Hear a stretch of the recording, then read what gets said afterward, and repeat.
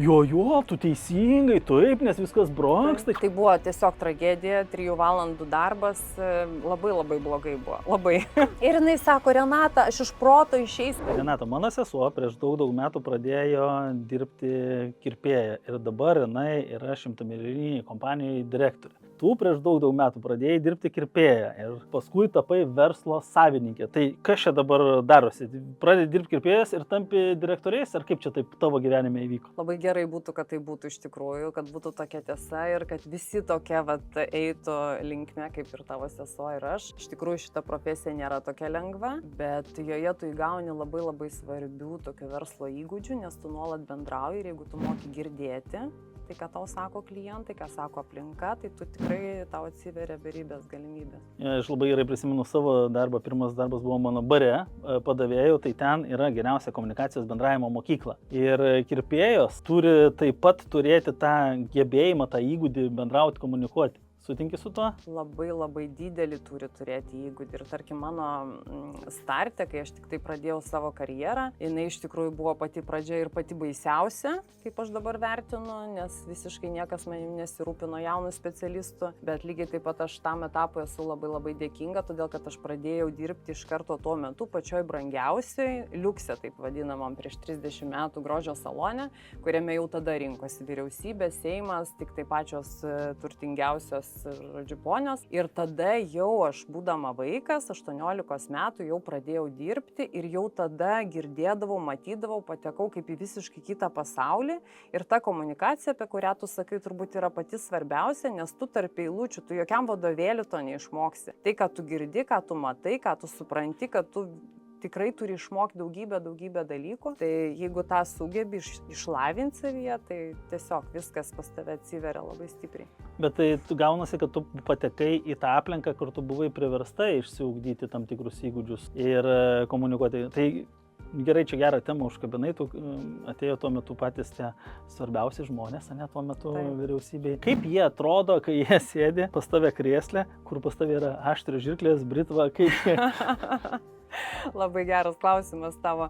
Tu supranti, kada tu esi tas specialistas, kuris kažką taip turi padaryti gerokai gražiau negu kad buvo prieš tai, jūsų statusas tuo momentu susilygina. Nes automatiškai, supranti, tie žmonės pasidaro tokie lengvi, paprasti, jie žiūri į tave tokiom akim, tarytum tu iš tikrųjų tuo momentu esi kažkoks dievas ir turi tikrai padaryti kažką gerokai geriau negu kad buvo. Tai tą sekundę atrodo, kad visi absoliučiai yra lygus. Tikrai po to įsijungi televizorių ir tu matai tos žmonės, kurie yra ten per televizorių, tai tikrai tokį duoda savotiškai akstiną, kad tu dar nori daugiau tobulėti, tu nori dar kažką padaryti geriau. Ir aš galvoju, kad turbūt tas momentas buvo ganėtinai lemiamas mano gyvenime, kad aš paskui tikrai norėjau vis tokia nenusėdanti, smalsi, įdomi, man visą laiką atrodė vis dar negana, dar ir tada taip kelionė ir susidėlioja. Bet tuo metu, kai tu dirbai, tai jos kirpai ir su tai žmonėm, aišku, natūraliai, kad tekdavo bendrauti. Teisingai. Taip. Ar gali pasakyti kokius nors vardus, su kuriais būdavo labai faina, kokių nors gal istorijų, kur buvo labai smagu, arba kaip tik, kur buvo, tipo, atsisėda, pratyli visą laiką ir viskas. Ir prisimeni kokį nors įdomių istorijų? Aš, neįvardinsiu istorijų, bet aš labai gerai atsimenu tą jausmą, kai tu ateini ir toks jausmas, kad tu ateini į kažkokį tai visiškai kitą pasaulį, supranti. Tai yra tie žmonės, kurie realiai, reiškia, yra kažkokiuose aukščiausiuose postuose, supranti, kurie ateina ir staiga jų veido išraiškos pasikeičia. Jie pasidaro tokie natūralūs, tokie visi visiškai kitos, atrodo,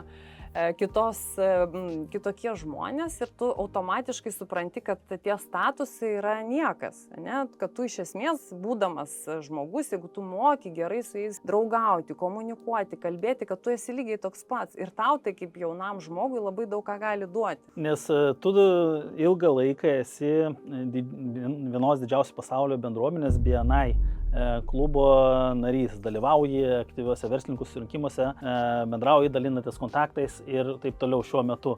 Tai ar tada, kai tau buvo 18-19 metų ir tu pradėjai dirbti su tais didžiaisiais žmonėmis, ar tada gavai kažkokių naudingų pažinčių tuo metu, kurios tau pravertė gyvenime, ar tiesiog tada dar nesupratai ir tik vėliau tas suvokimas atėjo, kad pažintis yra svarbu? Manau, kad antras variantas ir aš tikrai to nesupratau, bet supranti tu, kada esi jaunas žmogus ir tą patį sakau iš tikrųjų ir savo meistrams, kuriuos ugdau, kad tu esi kaip baltas popieriaus lapas. Jeigu tu teisingai moki sudėti 2 + 2 ir gauti 4, vadinasi, tai yra tam tikra formulė, tam tikras algoritmas, kur tu kaip jaunas specialistas jau gali iš karto išmokti daryti teisingai, kas tave atveda į visai kitą rezultatą. Tai į BNI jau, tarkim, stojau žinodama, kad aš jau turiu tuos resursus, tai jau yra didžiulė patirtis, didelis kontaktų ratas ir tu jau turbūt ateini tikrai ne tik tai gauti ir duoti, pas tai toksai labai didelis virsmas jau vyksta, kuris, toks sąmoningas, galima sakyti, ne? Bet kada tu esi jaunas specialistas ir tu visko bandai ir daugybę dalykų darai neteisingai, ne? Ir neateini, labai gaila žiūrėti, kad tie jauni specialistai,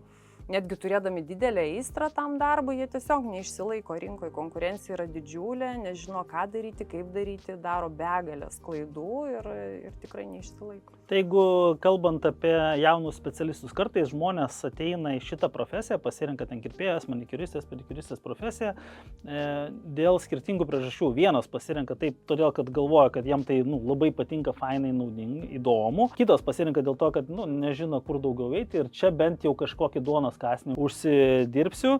Ir kaip tu vertini žmonės, kurie pasirenka tą profesiją ir nusprendžia ją ateiti? Ko jiems reikia, kad jie būtų sėkmingi? Labai geras tavo klausimas ir žinai, paradoksas tame, kad aš pati atėjau į tą profesiją irgi tikrai nekirpdama ten lėlyčių vaikystėje ir tikrai nesapnuodama, kaip aš būsiu kirpėja, tiesiog ėjau tikrai tais laikais, Lietuva ką tik buvo tapus nepriklausoma, reikėjo tiesiog išgyventi. Taip, tai lygiai taip pat man vienas protingas tėvo žmogus, tėvas dirbo irgi vyriausybėje, sako, tegul tavo dukra išmoksta profesijos, iš kurios visada turės duonai. Ne, ir tai tiesa, ne? Žmogus, kuris moka tą profesiją, tikrai duonai pinigų užsidirba. Taip, bet tu supranti, vėlgi antras paradoksas tame, kad iš tikrųjų labai buvo nevertinama ta tokia iš dalies specialybė.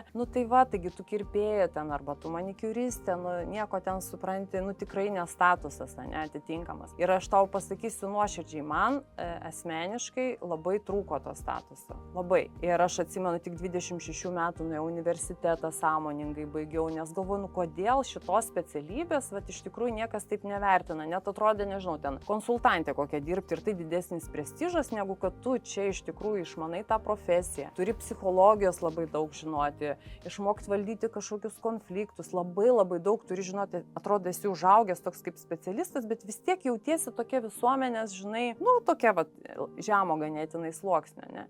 Ir tas mane irgi visą laiką skatino kažkaip eiti, daryti, ieškoti, kad ką dar galima padaryti, o ką dar. Ir aš labai anksti supratau, žinai, kad tikrai vien tik tai negali apsiriboti ties tuo darbu prie kliento, bet tu esi visiškai teisus, sakydamas, kad iš tikrųjų, jeigu tu darai teisingai, tu tikrai gali uždirbti ir labai gerai uždirbti šitoj profesijoje, tikrai. Kalbant apie statusą, man labai gerai priminė, kai man buvo 17 metų, aš vidurinę baigiau ir neįstojau į aukštąją ir galvojau, kur čia man eiti. Su tėčiu nebuvo geri santykiai, amžinatilis ir jisai laivo kapitonas. Ir kai aš sugalvojau, kad eisiu dirbti į barą, barmenų, padavėjų, jis mane ilgą laiką vadindavo bliūdnešiu. Sako, mano sūnus bliūdnešys, jam toks buvo nelygis, nes čia kapitonas. Tai kartais, bet tai ilgainiui tai gavosi viena iš geriausių mano gyvenimo patirčių, nes aš ten įgijau tam tikras kompetencijas, kurios man ateityje labai stipriai padėjo. Tai kaip ir tu pati pasakoji, kad konfliktų sprendimas, tai būnagi, kad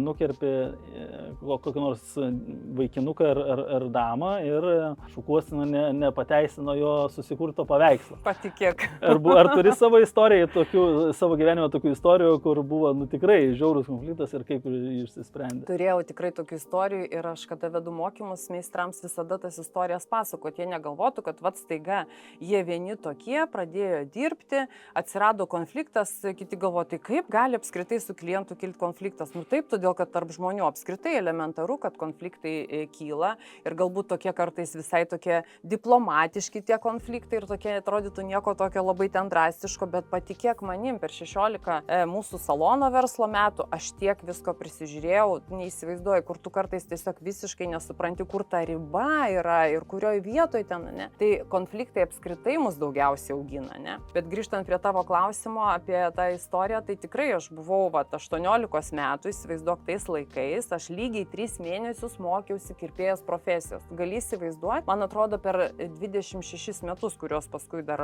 aš dirbau kirpėja, tikrai neįmanoma išmokti visko. Čia 3 mėnesiai, įsivaizduoju, 3 mėnesiai ir 26 metai. Ir eini Seimo narius ministrus kirpti. Taip, ir supranti, ir mane jau paskiria dar tais laikais į kirpyklą, vienu žodžiu, ir aš tau nesumeluosiu, žinau, gal kokią 3 ar 4 dieną, ten tos kirpėjos, kurios dirba Lenkijos, Rusijos, vienu žodžiu, jos sėdi ten, balevoja, kažką veikia, žodžiu, jom ten ta 18 metė, kurią paskyrė ten kažkas visiškai niekam neįdomu, ir ateina moteris ilgais plaukais ir sako, aš žinokit, subrendau. Aš noriu trumpų plaukų, tokių stilingų. Aš gyvenime nebuvau kirput žmogaus. Tiesiog, nes kada tu dirbi ten su visa ten Seimo vyriausybė, supranti, taugi nieks kirpt neduoda. Geriausiu atveju, ką aš darydavau, laikydavau biguduką, kad reikėtų jį paduoti, įsivaizduok, o čia, aš viena, man niekas nepadeda, tai tarp kitko po to irgi tapo labai dideliu mano varikliu pačiai tapti mentore kitiem ir padėti kitiem, nes man niekas absoliučiai nepadėjo. Aš 6 mėnesius buvau totalioj depresijoje, nes baisu.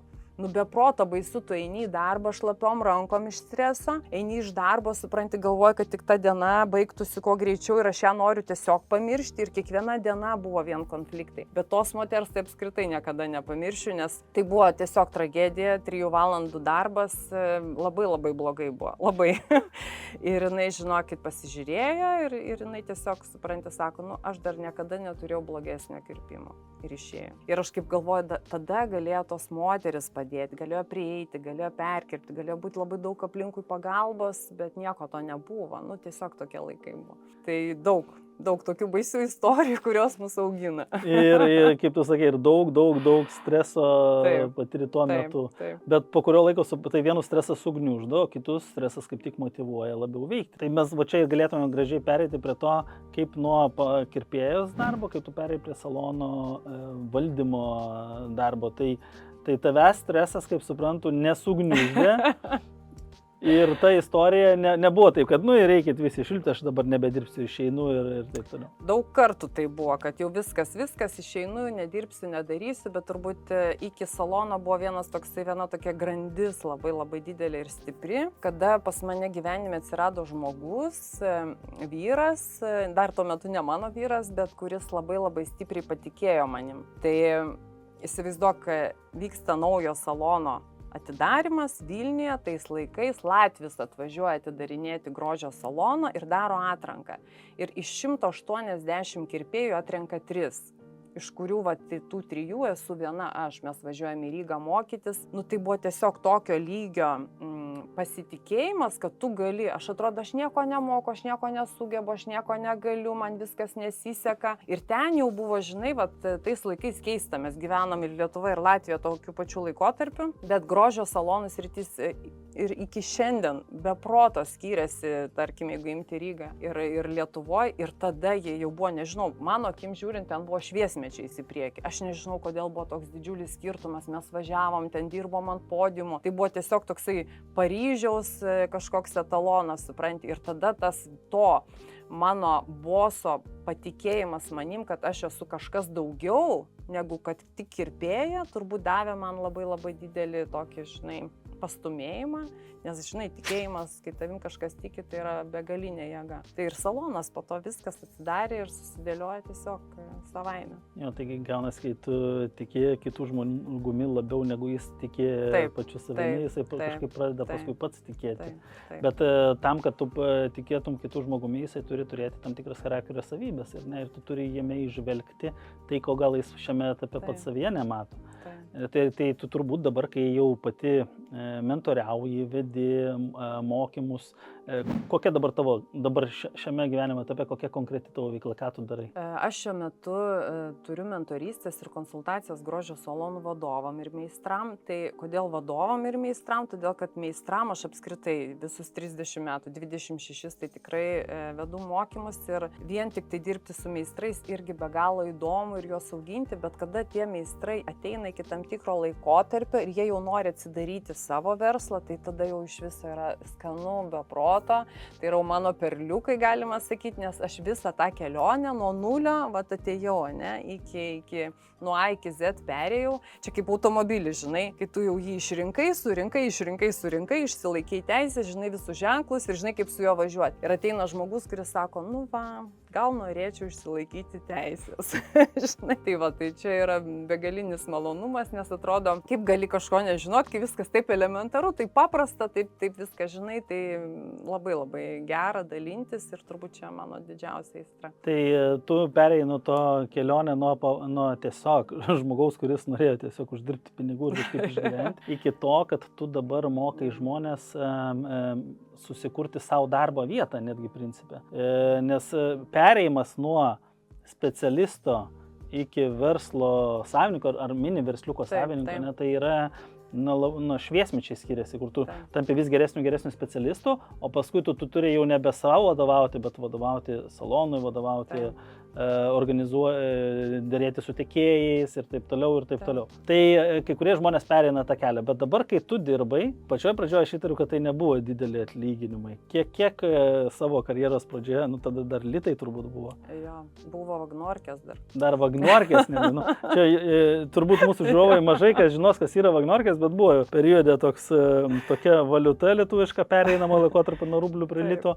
Tai kiek tada uždirbdavo žmogus, kuris kibrdavo Seimo narius? Tai kol dirbau toje vietoje, dar kur mokiausi, neuždirbau, bet jau ten, kur mano visi didžiausi konfliktai buvo, tai tikrai neįvardinsiu tų vagnorkių, bet labai gerai atsimenu tą vieną momentą, kai uždirbau kažkokią tai ten 200 geltoną pinigą ant tų vagnorkių ir pamečiau juos eidama. Tai vat irgi buvo labai liūdna. Bet tais laikais, jeigu paimti dar tuos visai besikūrenčius tą laikotarpį, vis tiek kirpėjai turėjo tokį kažkokį tai savo stabilę pinigų sumą, kurią tu gaudavai, ne? Vis tiek buvo, ne? Tai jeigu imti dabartinius laikus, tai iš tikrųjų jauni specialistai neturi atlyginimo, kas yra be galo liūdna, nes viskas tiesiogiai priklauso nuo to, tik tai kaip tas specialistas startuos, kaip jis pradės dirbti. Jeigu, vėlgi skirtingai, jeigu mes kalbam apie grožio salonus, kur žmonės įdarbina, tai faktas, kad jie turi atlyginimą, bet turi labai labai minimalų, mažą ir jį užsiauginti yra ganėtinai irgi sudėtinga, jeigu teisingai nežinai, kaip tą daryti ir ko nedaryti, kas irgi yra labai svarbu. Bet jeigu tu visiškai, pavyzdžiui, individualiai dirbi vienas, neturi aplinkui pradėjai, neturi aplinkui žmonių, kurie turi patirtį, niekas su tam nesidalina, tu tiesiog esi vienas, ne? Tai be proto sudėtinga. Iš tikrųjų startuoti ir tokie dažniausiai ir neišsilaiko. Bet kitas geras pavyzdys, aš jau saloną, ypač po pandemijos, ką labai pajaučiau, kad šią profesiją, žinai, kas labai įdomu ir tas tikrai pasikeitė po pandemijos, pradėjo rinkti specialistai, kurie subrendo. Vat, pavyzdžiui, bankininkė pas mane viena atėjo, kuri tapo kosmetologė, ne? Kita moteris atėjo iš logistikos, sako, aš noriu būti kirpėja, ne? Ir tokios jau, kurios jau turi kažkokią gyvenimo patirtį, jos taip klauso tavęs nuo iki. Nebando taip, kad kai tu sakai, kad 2 + 2 yra 4 ir nesako, o gal 2 + 3 yra 4, o gal 2 + 5 yra 4. Va taip, kaip tu pasakai, jos teisingai nori iš karto greitai atsistoti ant kojų. Tai aš turiu tokią patirtį, tai yra nerealu. Jos per 6 mėnesius iššauna tiesiog kaip raketa ir tiesiog iš karto startuoja, dirba, uždirba pinigus, jeigu tu darai viską aiškiai ir teisingai. Ar tai gali būti tai, kad žmonės, kaip minėjai, per pandemiją buvo daug laiko pagalvoti apie savo gyvenimą, nes dažnai daugelį žmonių, daugelių karjeros buvo pristabdytos, darbas iš namų, nebuvimas ofise, žmonės turėjo galbūt laiko labiau su savimi, atrasti savo norus, vidinius troškimus ir tada galbūt tie žmonės jie, nepaisant, kad jie turi gerą ten patirtį versle ir panašiai, jie suvokia, ką jie nori daryti gyvenime ir tą savo patirtį gali pernešti į savo aistrą. Ir jeigu žmogus daro iš aistros ir turi patirties ir klauso mentoriaus, tai jo rezultatai yra taip pat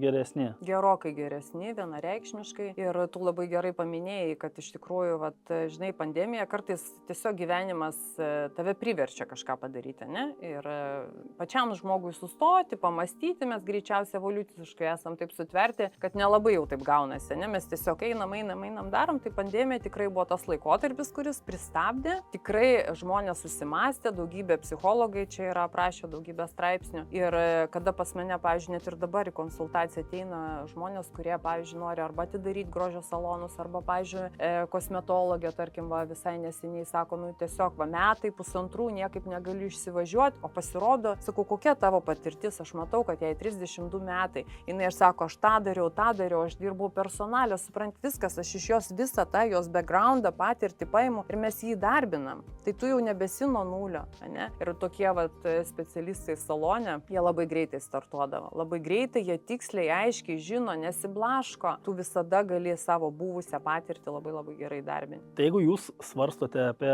profesijos keitimą arba galvojate pradėti darbą grožio industrijai, jeigu tai, ką Renata dalinasi, jums yra įdomu, tai visų pirma paspauskit like ir subscribe mygtuką, o visų antra, šio video aprašymą nuorodas rasti į Renatos socialinius tinklus ir jeigu norite pasikonsultuoti, tiesiog su ja susisiekite. Tai mūsų šios rubrikos tema vadinasi, kiek uždirba grožio industrijos atstovai. Tai jeigu dabar žmogus ateina į darbą, į šitą veiklą, ar kirpėja, ar manikiuristė, ar pedikiuristė, ar visažistė kažko iš šitoje veikloje, jeigu jis ateina į darbą šiuo metu, jam arba patinka, arba jis nori kaip tu karjeros pradžioje susikurti tiesiog savo darbo vietą ir uždirbti pinigų, tai kiek gali uždirbti, tarkim, pradėkime nuo kirpėjo, tai kiek gali uždirbti kirpėja pradėjus savo darbą grožio salone, kaip pavyzdys. Nuo kito galo gal pasakysiu, geras specialistas gali uždirbti labai daug. Aha, labai daug skaičiais, jeigu įvardinti? Jo, labai daug skaičiais, galiu remtis, tarkim, savo karjerą, galėsiu pasidalinti ir kitų merginų. Dar dirbau su klientais, man uždirbti kaip specialistų litais 10 000 litų būdavo normalu. Taip, tai čia mano piko viršūnė, kada aš jau vedžiau L'Orealiui seminarus, dėsčiau kirpėjų mokykloje, dar neturėjau savo saloną, man tai buvo visiškai normalu uždirbti tokius pinigus ir aš ne viena, tikrai tiek specialistai uždirbinėjo, todėl kad tu jau viską esi susidėliojęs labai tiksliai ir aiškiai. Tu labai daug dalykų nedarai, o tuos, kurie darai, jie atneša tau būtent tokį rezultatą, kokį tu nori. Ne? Kalbant apie pradedančius specialistus, tai liūdna situacija iš dalies, pasakysiu kodėl, todėl kad labai skiriasi, kur tu pradėsi, čia esminis turbūt dalykas, ne? Nes pradedant dirbti salone, tai salonas už tave garantuoja automatiškai daugybę dalykų, kurių tu nemoki daryti. Kas tai yra? Tai yra klientai, tai yra socialiniai tinklai, tai yra mokesčiai, kuriuos už tave sumoka, ne? Tai yra palaikymas, tai yra produktai, kurie tau yra visi nusipirkti. Taip, tu kažkokį tai galbūt neuždirbsi labai didelio iš karto kapitalo, bet tu stabiliai kažką uždirbė, tai tarkim minimumą, ne? Bet daug, negaliu sakyti, tikrai daug specialistų renkasi tą individualų darbą, ne? Arba ateina į saloną, trumpai padirba, kažkiek tai užsiaugina šiek tiek klientūros ir tada irgi vėlgi eina dirba ant savęs. Labai madingas toks žodis. Ant savęs, čia pats populiariausias. Ant savęs dirbu. Eisiu ant savęs. Ir aš dažniausiai klausiu, sakau, o ką reiškia ant savęs? Sakau, paaiškiai, kaip tu dirbsi ant savęs, žinai, nes visi įsivaizduoja tik tai ką? Įsivaizduoja tik tai tą pinigų sumą, kurią jie, pavyzdžiui, turi dabar salone. Čia mano tokia klasika. Salonė visą laiką, tarkim, įsivaizduoja, kad 1500 eurų kirpėja uždirba salonę, ne? Ir galvoja, tai pasižiūrėk, 1,5, reiškia, nuo tos apyvartos, paskaičiuoja, galvoja, tai žiūrėk, klientus aš turiu, uždirbu, eisiu dirbsiu ant savęs ir tą pačią pinigų sumą turėsiu, ne? Tai čia toks irgi, žinai, ir tavo tema turbūt, Artūrai, nes finansiškai mes labai esam visi neraštingi, labai. Ir meistrai ypatingai. Viskas yra tokių bobučių principų, prisiklauso, prisižiūrė, prisižiūri, prisigalvoja, kaip kažkam kažkas kažkaip, bet kai atsisėdi ir pradedi su juo skaičiuoti ir tu jam parodai, tai tada jis galvo, ne taip, reiškia, iš tikrųjų aš galvojau, kad taip yra. Ir čia buvo irgi lemiamas dalykas, aš pati, kai išvažiavau dar irgi mokyti salono valdymo, kai aš supratau, kad aš nemoku paaiškinti žmogui, aš prarandu tiesiog personalą, ne? Jie nemoka pasiskaičiuoti nieko. Nu tikrai, nuoširdžiai nieko, niekas nemoka pasiskaičiuoti. Ir aš tą suprantu, nes ir aš kažkada irgi nelabai mokėjau pasiskaičiuoti, žinai. Ir kada tu tik tai galvoji apie vienintelį skaičių, kurį tu matai, tik tą apyvartą, kurią tu padarai salone, galvoji, eisiu dirbti ant savęs. Tai turėjau tokių irgi patirčių ir tikrai meistrai būdavo, kad ir išeina vienareikšmiškai, čia niekas nuo to neapsaugotas. Bet kada tu specialistui išaiškini visgi, kas jo laukia, kaip laukia nuoširdžiai, ir aš sakau, tu tada nesiblaškyk, tu nebevaikščiok tarp tų salonų, kažkur nebesinomuok. Sakau, jau daryk tada savo. Aš jau tau net padėsiu tau susidėlioti esminius dalykus, pasiskaičiuoti viską, bet kad tu iš tikrųjų stabiliai uždirbtum, nes labai daug yra išmetama tiesiog į balą pinigų, tik dėl to, kad eisiu ant savęs. Tai gaunasi, kad specialistas, pavyzdžiui, kirpėjas, jisai paskaičiuoja, taip, aš atėjau į saloną, aš gaunu 1500, ne, eisiu dirbti ant savęs, aš gausiu tą patį 1500, bet pamiršta, kad man reikės susimokėti, jeigu dirbus individualią veiklą, 15% mokesčio, man reikės susimokėti už nuomą patalpų, už priemonės, man taip pat reikės reklamos, ne, nebent aš esu mega turbo specialistas, kuris brangiai ima ir visi pas mane ateina, ne, tai man reikės pačiam viską tvarkyti, visą buhalteriją, aš negausiu jokių pajamų, jeigu susirgsiu ir taip toliau. Tai visus tos dalykus realiai, ar tikrai taip yra, kad neskaičiuoja, ateina? Ne. Tikrai taip yra, Artūrai, tikrai taip yra, tikrai neskaičiuoja arba skaičiuoja iš nuogirdų kažkokių tai, ne. Ir per pandemiją labai gerai pasimatė, ir šitoj vietoj tikrai labai labai liūdna, nes šitoj srity, žinai, dirba didžioji dalis moterų, kurios augina vaikus, tai socialiai labai jautri grupė. Aš kiekvieną kartą irgi apie tai galvoju, nes 95% turbūt specialistų yra moteris ir vis tiek nešančios tokia ganėtinai didelė atsakomybė savo gyvenime. Ir per pandemiją tikrai buvo realus pavyzdys, kada tu dirbi ant savęs, ne, kada tu vis tiek negalvoji apie tą pensiją, kuri kažkada tai ateis, žinai, nori gyventi šią dieną, nepaskaičiuoji, kiek tau reikėtų vis tiek kaupti, atidėti, ne, tai, kiek ten išmokos buvo per pandemiją į mėnesį, man atrodo, 240 eurų tokiam specialistui, ne, tiek valstybė mokėjo, tai labai labai maži pinigai ir tai irgi padarė vėl dar didesnį rinkos tokį pokytį, kada vis tiek, žinai, atrodytų, kad paskatintų liktai, kad daugiau daryti, tai priešingai, iš to, ką mačiau, dar daugiau pradėjo nuomotis po pandemijos ir dar daugiau pradėjo dirbti visiems savęs, nes, taip yra. Tai čia yra paradoksas gaunasi, reiškia, žmogus dirba, pas jį ateina kažkokia krizė, kurią jis nėra pasiruošęs, neturi susikaupęs rezervų, neturi susikaupęs neatsidėjęs pinigų,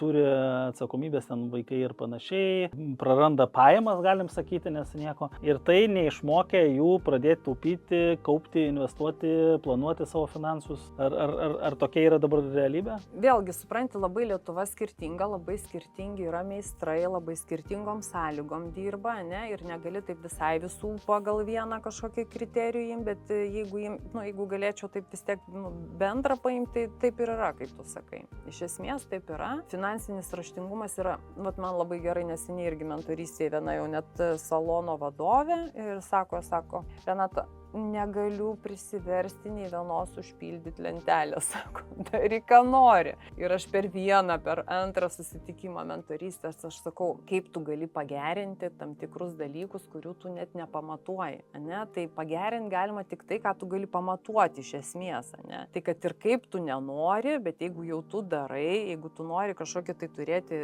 vis tiek atsakomybę už savo gyvenimą, kad tu ne šiaip sau dirbi ir tiesiog išleidi viską, ne? Kad turėtum kažkokį kaupimą, atidėjimą. Labai liūdna paskui iš tikrųjų, niekas negyvena tuo, kad ten po 3, metų reikės sienas perdažyti, kažką atsidėti, kažkam reikės ir tada, tu tiesiog įkrenti į tokį begalinių konfliktų laviną, kurioje tu nebežinai, kaip išsikapstyti, ne? Tada sako, viskas, nieko nebenoriu, viską mesiu ir kažką kitą darysiu. O ten kažkur kažką kitą, tai tu vėl su to pačiu susidūrsi, vietoj to, kad imtum ir išmoktum. Viską galima išmokti. Ar nėra taip, kad, vat, kaip tu pasakoji, ta moteris, visų pirma, kad žmogus turi mokėti elgtis su asmeniniais finansais, juos skaičiuoti, išleisti mažiau negu uždirbi, investuoti, rūpintis, kaip tu irgi minėjai, pensiją, nes dažnai dirba pagal individualią veiklą ant savęs ir tada jiem nesusikaups tą pensiją, kaip dirbantiem samdomą darbą. Ir kad šitas įgūdis, kurį žmonės turi ugdyti, jisai jiem tada gali praversti ir versle, nes jeigu jie nesusiformuos tą įgūdį skaičiuoti ir žiūrėti, kur pinigai išeina, kur juos gauni, taip pat bus iššūkių ir verslo kūrime. Taip, ir tu teisus, ir va čia labai gerą mintį paėmė, supranti, kad tada tai išmoko tave ko? Išmoko tave pastebėti, kas pas tave vyksta, ne šiaip sau, kai tu dirbi ten va, visą dieną sukiesi, bet tave išmoksta pastebėti, kad tavo tam tikras elgesys tau atneša kažkokį rezultatą.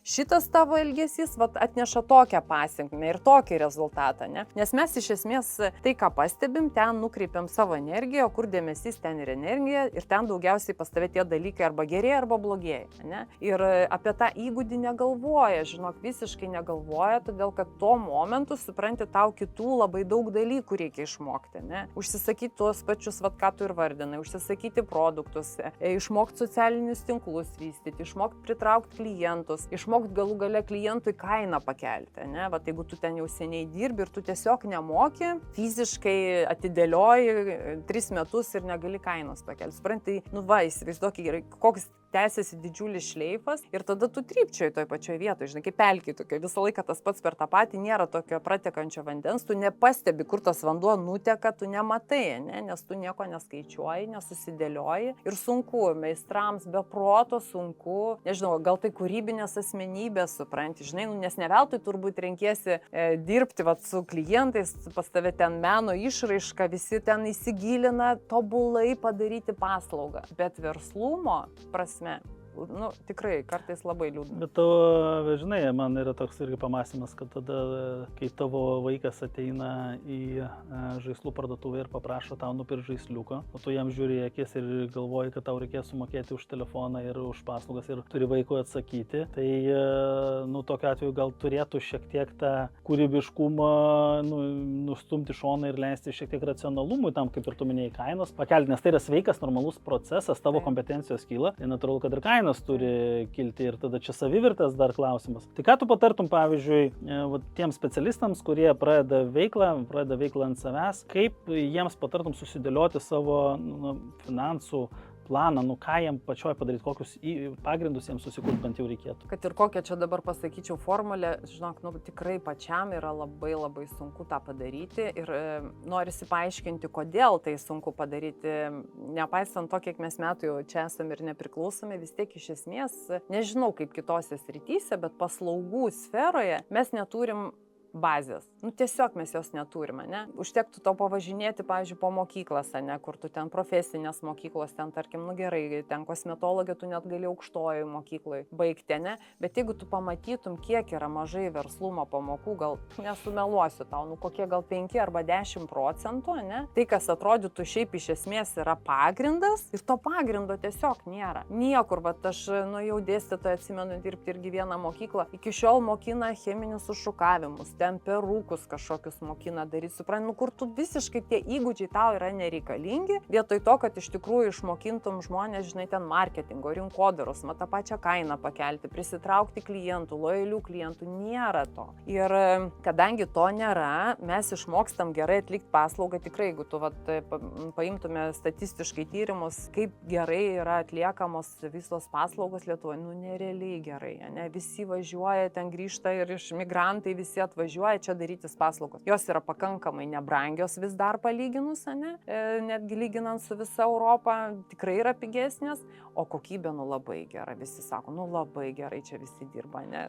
Tai bet specialistui pačiam susiskaičiuoti, grįžtų prie klausimo, yra turbūt reikia, tikrai labai skatinu visus, bent jau elementariai ką padaryti pačioj pradžioj, tai tiesiog pasiimti baltą popieriaus lapą ir kiekvieną čekiuką ženkliuką, kiekvieną sąskaitą prikabinti, kiekvieną skaičių surašyti, kad tu nors fiziškai galėtum pamatyti tą skaičių, ne? Nes pas mus meistrai ką mato, tai mato tik kūrybą, klientas išėjo, atėjo, uždėjo produktą, o kaip visa tai yra lentelė, nieko nemato. Ir paskui laukia mėnesio galo, ar ten pradžios, nežinau, kada mokamas tas atlyginimas. Taip, nieko neuždirbau. Kad tai tikrai kristų pinigai sąskaitą. Ir šiaip tai daug lengviau, tu labai gerai pasakei apie tą mokina cheminį, ten perukus, taip toliau nemokina bazinių pagrindinių dalykų, kurie žmogui realiai pravers realiam gyvenime. Tai tas pats ir su asmeniniu finansų valdymu.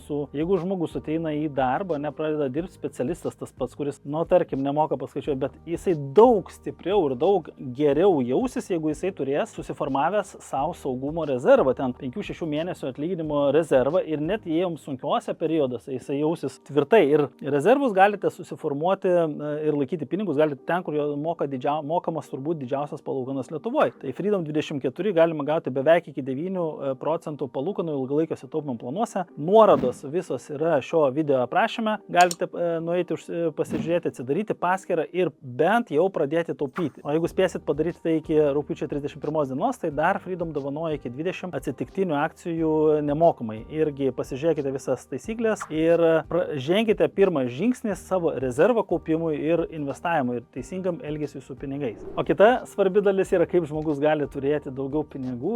Kaip aš mokindavau savo, kai dirbau versle, mokindavau, kaip pasididinti algą, tai visų pirmas dalykas, reikia paprašyti. Tai kita dalis yra, kur žmogus, tas pats grožio specialistas, jo kompetencijos gerai, jisai gali uždirbti daugiau pinigų. Ir jam reikėtų tiesiog pakelti savo kainą. Psichologiškai tai dažnai yra sunku, nes žmonės nesutvarko psichologiškai, bet aš noriu tavęs paprašyti. O tai jeigu jau čia žiūri mūsų žiūrovai, žiūri grožio specialistai, išduok tą paslaptį, kaip žmogus realiai gali pasididinti kainą, nejausdamas diskomforto, nes dažnai tai psichologiniai dalykai stabdo. Supranti, viskas yra tiesiogiai susijęs su mūsų savivertė. Tu negali, aš galėčiau dabar pasakyti, tiesiog aukso vertės patarimą moteris išgirs ir jinai vis tiek nieko nepadarys. Tai viskas yra daug giliau, yra daugybė baimių, įsitikinimo, labai meistrai bijo prarasti klientus, labai bijo susigadinti santykius su klientus, kurios labai daug metų puoselėjo, kūrė, galvoja, čia dabar toksai artimas ryšys, pereina į tokius asmeninius santykius, kad galvoja, kad dabar kainos pakelimas kažkokiu tai būdu panaikins jo kaip specialisto, kompetenciją. Ir ypatingai, paradoksas tame, pas mane būdavo dalis meistrų, kurie labai seniai dirba, labai gerai, aukščiausio lygio, aukščiausio pilotažo specialistai, priimu naujus žmonės, kurie dirba 6-8 mėnesius, jie jau startuoja geri, vienu žodžiu, ambicingi, kaina pasakai tokia, dirba tokią kainą, tu galvoji sumažėja klientų, niekada nesumažėja, todėl kad klientas jisai žiūri ne į kainą, kaina sudaro apskritai statistiškai tik tai 10% kliento apsisprendime, o visa kita tai yra vertė, kaip tu girdi, ką tu pasiūlai, koks tu specialistas, kaip tu moki aptarnauti. Bet jeigu tu to nesuveikai ir dažniausiai, didžiausia problema, grįžtant prie to, kaip tu sakai, pasakyk patarimą. Turbūt gal galėčiau įvardinti tokį vieną patarimą, kad nuimkit fokusą nuo savęs ir uždėkit fokusą į klientą. Ne? Galvoti apie jo reikmes, apie tai, kokią tu jam vertę sukuri, kokią tu jam naudą gali padaryti, ne? Ir galvoti ne apie tai, kaip tu kažko negali, o apie tai, ką tu gali padaryti geriau. Ir tada automatiškai, nes tokioj frustracijai verda, aš nežinau, manau, kas antra konsultacija turbūt apie tai, kaip negaliu pakelti klientui kainos, ne? Ir tokia vidinė kažkokia, ir atrodo nuolat apie tai galvoja, ne? Ir aš galvoju, kodėl toksai didelis kontrastas, ten stovi mano meistrė, kokia, kuri dirba ten 10-18 metų dirba. Ir jinai sako, Renata, aš iš proto išeisiu, aš negaliu nei 1 eurų klientui kainos pakelti. Supranti, tai čia labai daug vidinio konflikto. Gali ten ką nori sakyti ir ką daryti, kol tu nepereini tų tokių nepanaikini bazinių tokių baimės elementų, ne? Ir tiesiog neparodai žmogui iš kitos pusės, kad čia yra tik tavo įsitikinimas, daugiau nieko. Viskas pasikeičia. Aš tau galiu papasakoti vieną lifehacką ir savo vieną istoriją. Pas mano yra draugo žmona, jinai yra manikiūrą daro. Ir jinai gyvena šitam Klaipėdos rajone, Kretingoj ten ar kažkas tose rajonuose, kur yra ne Vilniaus bomodas, ne, kur nemoka už manikiūrą 150 eurų. Ir pas ją buvo ten, man atrodo, manikiūras kainavo ar ten 15 eurų, kažkas tokio. Čia buvo prieš kažkiek tai laiko, aš neatsimenu, aš galiu sukrysti skaičiais, bet aš noriu patį principą papasakoti. Bet gali būti 15. Jo, ir tada mes su ją kalbėjom, nes manikiūras yra ganėtinai pavojingas darbas, nes tu įkvėpi tas dulkės ir taip toliau, tai sveikatai yra kenkia, bet jai labai patinka, jinai kaifuoja, ne, tą darbą. Ir irgi kalbėjom apie tas kainos kelimą, nes klientų jinai turi daug. Ir jos buvo ta baimė, kad aš bijau prarasti klientus. Ir aš tada jai duodu lifehacką, kaip verslė daryti, kaip galim pakelti kainą, nestresuojant ir žmonių neparina. Tai sakau, žiūrėk, tu, kai ateina naujas žmogus, kurių tu santykiai geri, ten pastoviai darosi manikiūrą, tu jam tiesiog pasakyk labai, ir tu man papasakos, ar tas lifehackas make sense ar ne, žinai, ar esi įdomus ar ne. Ir sakau, tu jam, tam žmonėms, savo naujiems visiems klientams, ne naujiems, seniems klientams, tu jam sakyk, žiūrėk, situacija rinkoje yra tokia, ne, kad man labai stipriai brangsta visos priemonės ir aš nuo kito mėnesio, nuo sekančio mėnesio planuoju pakelti kainą iki 25 eurų, nuo 15 iki 25 eurų. Bet, kadangi tu esi mano nuostabus klientas, aš tai be galo myliu, taip toliau, tu gali už dabartinę kainą, kur yra 15 eurų, užsipirkti abonementą 10 kartų į priekį. Ne, ir tau galios pakeitimas tik tai po to, kai išnaudosi abonementą. Tu taip gauni marketinginių lėšų, iš karto tu gauni taip toliau. Tai istorijos finalas yra toks. Sakau, ar pasinaudoji? Jinai išvažiuoja, bijau, sakau, ar pasinaudoji? Pasinaudoju, pakėlė iki 25. Ne, sako, bijau, iki 20 tik pakėlė. Oh my God. Sakau, kaip reagavo, kai tu pasakė, jo, tu teisingai, taip, nes viskas brangsta. Ir reagavo su tokio teigiamo, pozityvų, kad visiškai natūraliai. Tai kiek tavo nuomonė toks lifehackas gali su... Čia du dalykus iš to, ką tu pasakai, užfiksuočiau gal, kad kai tu sakai, žinai, kad paaiškint klientui, kad viskas brangsta, ten keičiasi situacija, priemonės, mokesčiai ten ir visa kita, ne? Tai visą tai galima ir reikia klientui paaiškinti, bet pas mus meistrai dažniausiai jie jaučia tokį kaltės jausmą. Ne? Jeigu tu tai darai su kaltės jausmu ir su tokiu pasiteisinimu ir teisinasi, žinai, ir kiekvienam klientui ten aiškini, žinai, tu įsivaizduoji pas mane ir tas brang, ir tu jau tokioj vėl esi būsenai, kad tu esi toks, dėl to tau, tu negali pakelti tos kainos, tai tada ne 25, o tarkim vis tiek 20, nes aš negaliu. Tai iš dalies tiesiog nuimti tą kaltės jausmą, nuimti pasiteisinimus, įmonės visos apskritai 2 kartus metuose kelia viskam kainas, apskritai iš vis jokios šitoj vietoj nėra niekam frustracijos ir tu moki tą kainą ir tu net negalvoji. Antras dalykas, ką tu pasakai, tai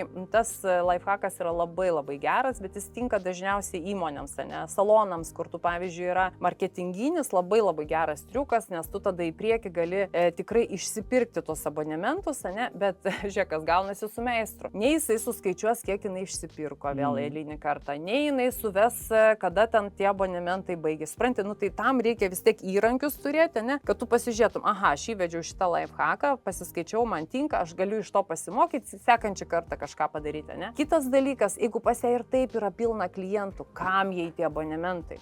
Supranti, kam pas ją ir taip į priekį yra šleifas visas, supranti, surašytas, žinai, žmonių. Jai nereikia pigių paslaugų apskritai ever. Jai tiesiog reikia pakelti kainą ir viskas. Ir dėl to nesiparinti, ne? Visiškai, absoliučiai, tikrai. Tai žiūrėkit, tai ateikit pas Renatą ir jums papasakos, kaip tas kainas ir kaip su psichologija susitvarkyti, kad nebesiparinti. Yra reikalų, tikrai. Tai gerai, man vis tiek dar yra smalsu apie gyvenimo tas istorijas iš tavo ilgalaikės patirties, tiek iš verslo savininkos, tiek iš darbuotojo, samdomo darbuotojo arba one man show, kur ant savęs dirbai.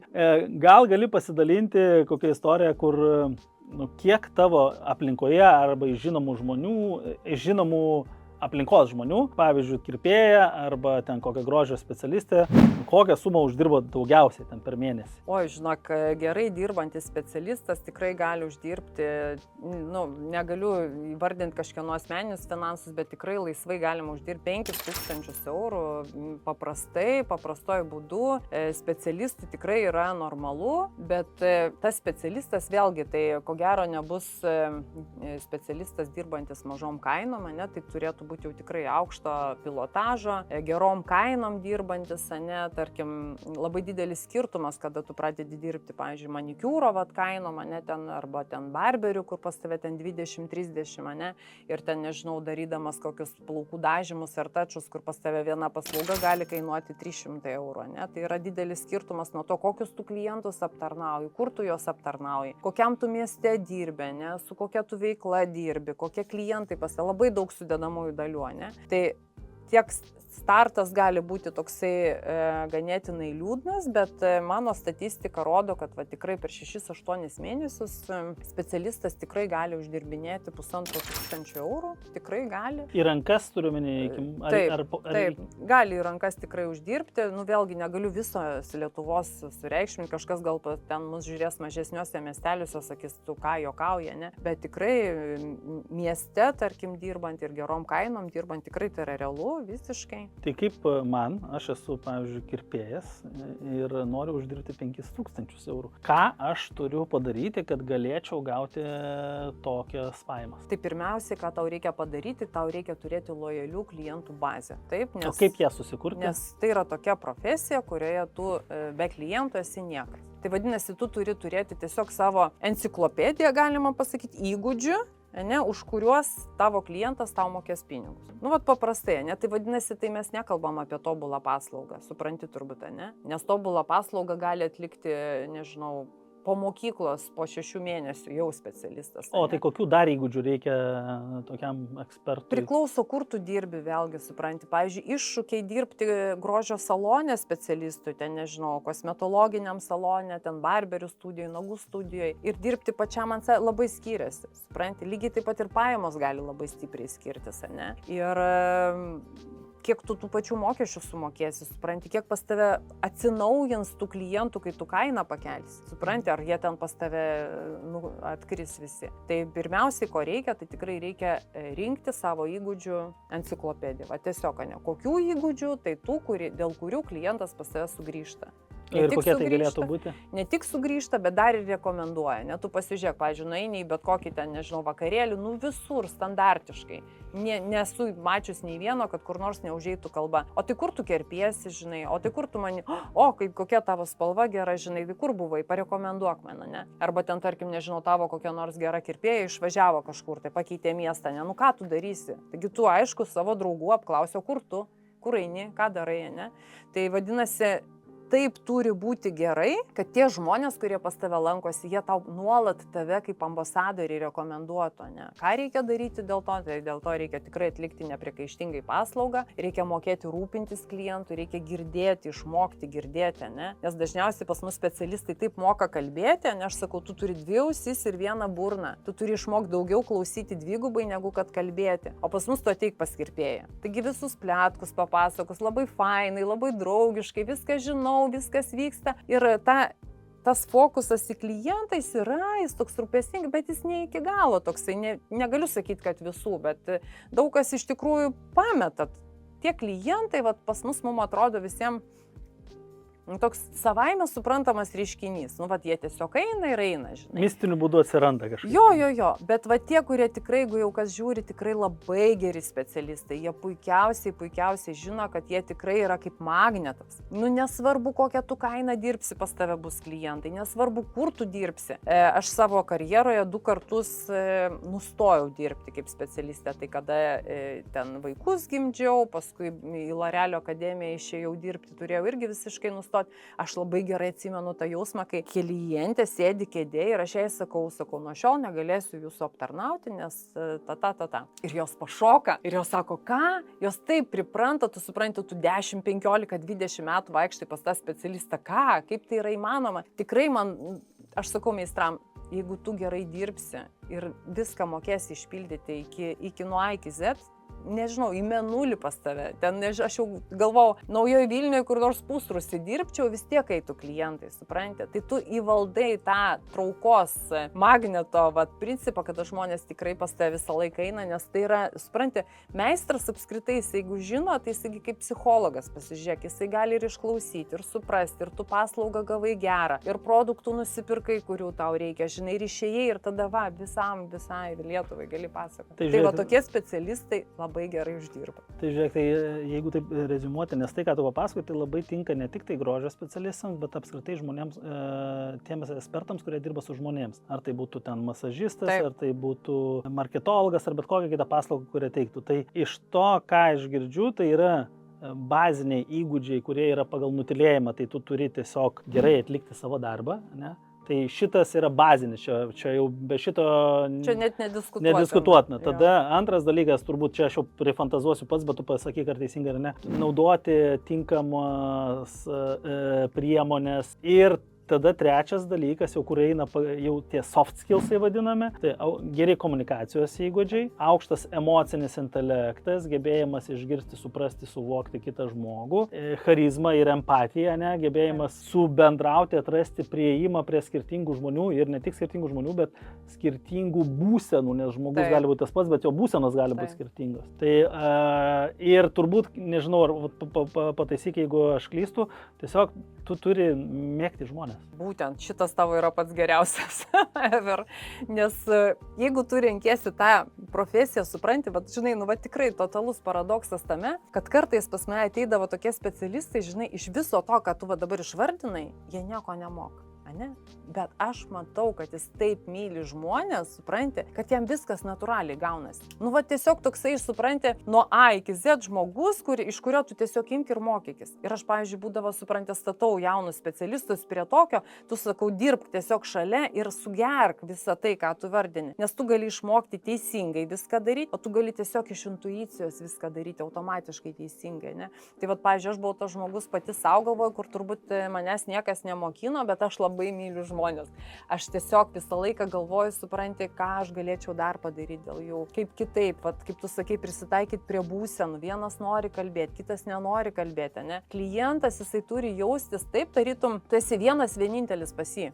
Kad tu iš vis neturi kitų klientų, tik į vieną, ne? Žinai tą jausmą, kai tu sėdi kėdėj, tave aptarnauja, viskas tai fainai, ir ateina kitas klientas ir tavo meistras nueina ir ten apsikabina su juo ir galvoja, o aš, supranti, ne? Viskas, ne? Tai va čia tiek diplomatijos, tiek supranti tokio balanso išlaikyti, tiek suprasti kliento mąstymo psichologiją, jeigu tu tą perpranti, jeigu tu myli žmonės, viskas. Nes vad grįžtant dar prie tavo tos minties, žinai, kad profesionalumas savaime suprantama, tai irgi dar vieną statistiką pasidalinsiu. Baltijos šalyse, reiškia, irgi buvo tirtos moteris išėjusios iš grožio salono ir jų klausė, sako, ar jums buvo atliktas vat pačioj pradžioj, vat sutikime, vat ta tikrai tokia konsultacija, toks vat empatiškas požiūris, noras padėti, žinai.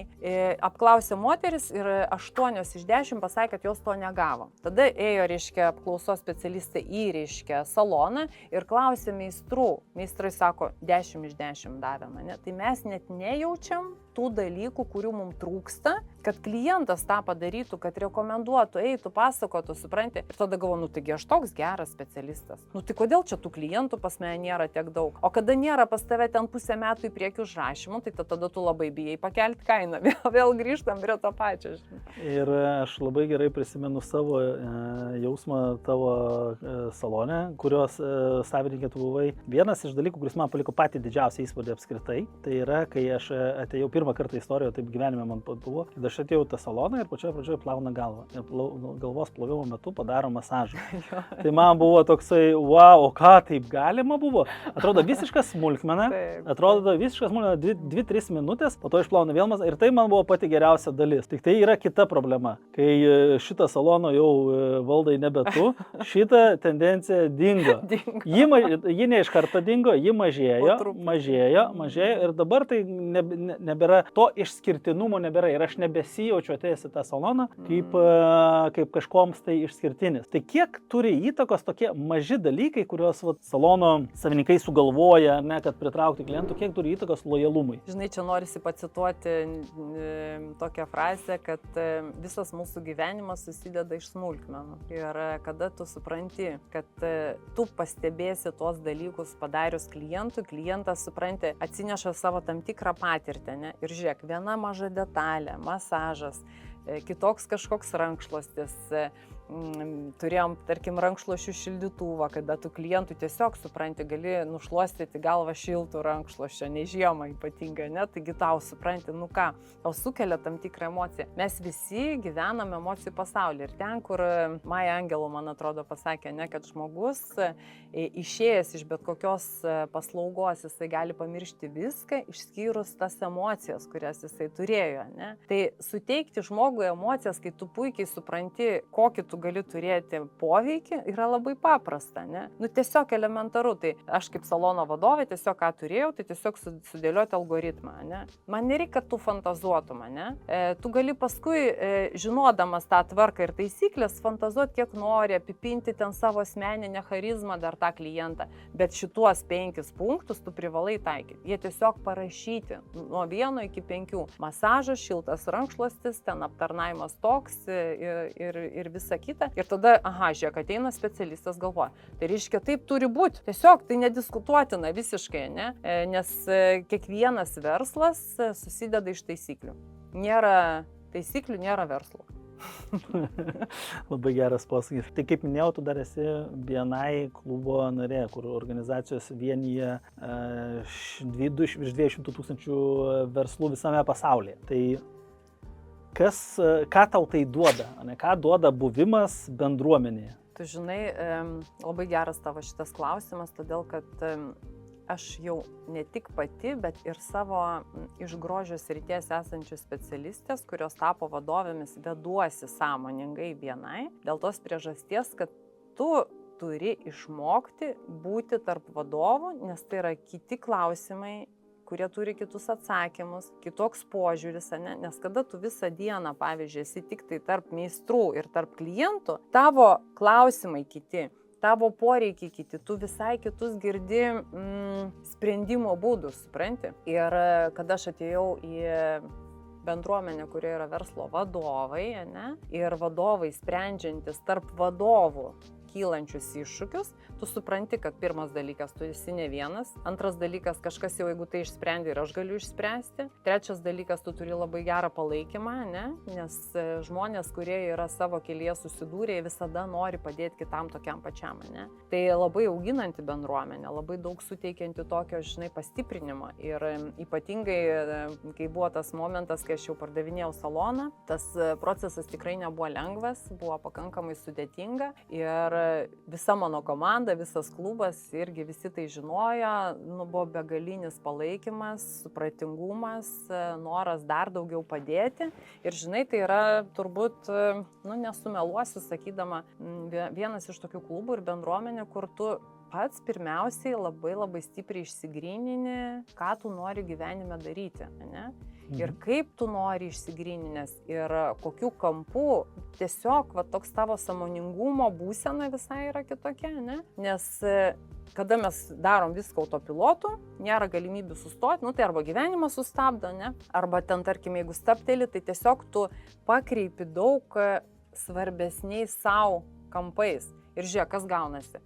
Kada tu darai dalykus, kurie tau pačiam yra gerokai svarbesni, pas tai automatiškai yra visiškai kita energija. Iš to, ką tu sakėjai, man surealeitino tai, kad tu kelis kartus paminėjai bendruomenę, ne, kiek yra svarbu, tai čia galim susėti su aplinka, kad aplinka formuoja žmogų ir ta aplinka, kurioje tu esi, ji tau padeda tau arba augti, arba lieka vietoje, arba degraduoti. Ne? Čia bet kokiam žmogui gyvenime aplinka turi įtaką, ne didžiulę įtaką. Ir tu dabar sakai, BNI yra kaip aplinka, kur formuoja vadovų mentalitetą. Ne? Ir tarkim specialistų kokiam, arba yra kita aplinka, ten Toastmaster klubai, kur skatina kalbėti, mokinasi viešai, arba tu dabar kaip pati savo verslą jau turi asmeniškai konsultaciją, tu irgi kuri bendruomenę. Koks tikslas visų tų bendruomenių kūrimo? Tu žinai, man norisi tokią frazę atsakyti. Žmonės skirstomi į 2 grupės ir abu iš K raidės, ne, kranai ir krabai, ne? Tai kranai mus kelia į viršų, ne? O krabai ką daro, įtraukia mus žemyn. Tai pasakyk ten iš savo aplinkos 5 žmonės, ir aš sužinosiu, kas tu esi. Tai iš esmės gaunasi taip, kad arba mes būdami tarp žmonių jaučiame kažkokį nusivylimą, tu negali ir aš negalėsiu, reiškia, arba priešingai, tu gali ir aš galėsiu, vadinasi, aš galiu kažką padaryti geriau. Arba kaip tu, Artūrai, pačioj pradžioje pasakėjai, kad yra žmonės, kurie tiki tavim labiau, negu tu pats savim gali patikėti, Kažkas tavie pamato gerokai didesnį potencialą. Ir aš kai pardaviau saloną, tikrai irgi turėjau tokių, tikrai tokių gilių, vidinių tokių diskusijų, tas sustojimas, kada pas tave yra ten 35 žmonių komanda ir tu staiga vienas lieki, žinai, tikrai sukelia labai daug tokių, tikrai savivertė tavo net savotiškai kažkurio momentu tikrai gerokai nukrenta. Ir pati pirma frazė, aš ateinu pas save į klubą, žinai, ir aš girdžiu, kad Renata, tu tikrai gali, tu tokia didelė, tu tiek daug pasiekiai, tu tiek daug padarėjai, ar tu pati savęs nebematai iš šono, ir tau jie suteikia tokį, žinai, suportą, atrodo, kad tikrai labai tas, žinai, krano, tokio tikrai didelio krano principas. Kiek iš tikrųjų mums yra svarbu palaikymas ir geras žodis tinkamų laikų pasakytas. Ir čia vėl grįžtam su to, kad, kaip tu sakai, myliu žmonės, meilė žmonėms, jinai pasitikėjimas ir meilė žmonėms, jinai sugrįžta vienokia ir kitokia forma. Ir grįžtant prie temos, kas tave apskritai žavi grožio industrijoje, kodėl tu esi joje, kas tau joje patinka, kodėl tau jinai įdomi? Mane turbūt daugiausiai žavi, tas, žinai, automobilio principas, kad aš jį išrinkau, surinkau, sudėjau, išmokau, važiuoju ir sujungti moteris, kurios nori gauti tą patį palaikymą, kurio aš kažkada neturėjau. Taip, tai dabar tuo gyvenu. Žinai, per tuos 30 metų ten grožio industrijai žavėjo greičiausiai skirtingais etapais, skirtingi momentai. Kažkada tai vieni, kažkada kiti. Tai jų yra įvairių, kada tu tikrai mokais išgirsti save, tai tu juos išgirsti ir darai tuo momentu, bet dabar tas malonumas, esu tiesiog, atrodo, grupės žmogus, kada pas mane yra 10 moterų, kuriom reikia išmokti tą automobilį irgi išrinkti, surinkti ir išmokti, nuvažiuoti iš taško A į tašką B. Arba, kaip tu sakai, taigi tai yra tie verslo įgūdžiai, kuriuos tu išmoksti ir jie tau labai labai stipriai padeda. Finansinis raštingumas, pritraukimas klientų, vedimas socialinių tinklų, visi taip gąsdinasi tų dalykų, betgi tu juos vieną kartą realiai turi išmokti. Taip. Ir jie tau tarnauja labai labai ilgą laikotarpį, Tai dabar turbūt daugiausiai mane žavi ta galimybė sujungti tas moteris kartu ir kartu, žinai, irgi geras kampas, bet visą laiką galvodavau, kad dabar aš jau vesiu konsultacijas, mentorystės ir dalinsiu savo patirtim. Koks paradoksas manęs laukia, kai aš suvokiau, kad aš dalinuosi, gerai, gal iš pradžių ir ta patirtis nėra bloga 30 metų. Antras dalykas, tai aš dalinuosi savo mokytojų jau patirtim.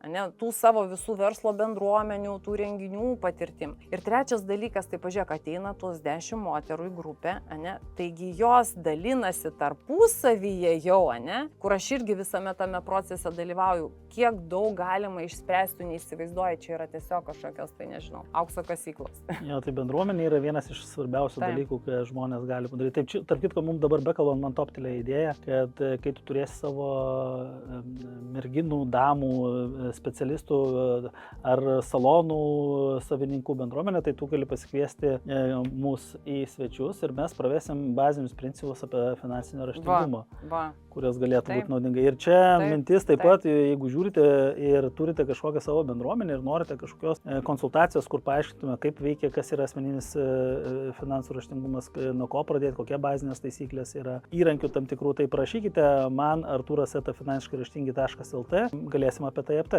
Nes, kaip sakant, sharing is caring ir čia irgi BNI principas yra dalinimasis. Tai drąsiai pakviesk, aš su malonumu ateisiu pasidalinti. Būtinai, labai gera idėja. Tai gerai, Renata, tai žiauriai man patiko šitas pokalbis, aš tokia maloniai charizmatiška moteris esi ir aš labai tikiu, kad mūsų žiūrovai pažiūrėję šitą video, jeigu yra specialistai, teis pas tave į konsultaciją, pasitars, bent jau gaus kažkokių įžvalgų arba prisijungs prie bendruomenės, kurią tu kuri ir linkiu, kad tavo visi rezultatai būtų kuo geresni. Ačiū. Ačiū tau.